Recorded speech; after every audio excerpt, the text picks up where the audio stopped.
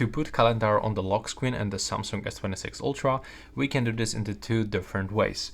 The first one is quite simple because you will have to just open the wallpaper and the style settings, select lock screen, and now click on the clock, style, and change for the calendar.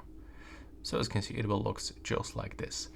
But if you want to make it a little bit better, you have to open the Galaxy Store for the first, open applications, click here, and now select Good Lock application.